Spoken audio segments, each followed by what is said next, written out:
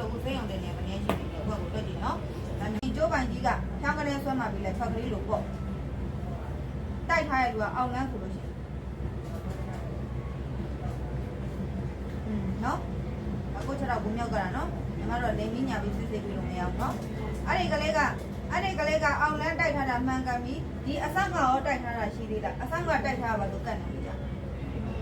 အောက်ဒီမှန်ကန်အဲ့ဒီဘဲချေကိုကျိုးပိုင်ကျိုးဆိုင်ကြောင်းနဲ့တုတ်ပြီးဖြောင်းကလေးဆွဲမှပြီးရွာကပါတိုက်ထားသေးလားခလေးကစုပြီးခံနေရတာဆိုကတ်နေမှုကြာဟာစုပြီး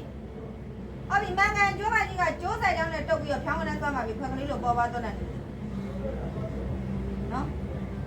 ကျမကုသပေးလိုက်တဲ့အဲ့ဒီပယောဂတွေကုံစင်အောင်တတ်တာပျောက်ကင်းသွားပါမယ်ဆိုလို့ရှိရင်ကျိုးပိုင်ထောင်းကလေးဆွဲမှပြီးလဲကျိုးဆိုင်ကြောင်းနဲ့တုတ်ပြီးနားလေ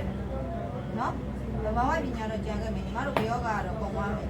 နော်ပယောဂဘက်ဆိုင်ရာပုံသွားမယ်ပြည့်ရဲ့တဘာဝပညာကြံခဲ့မယ်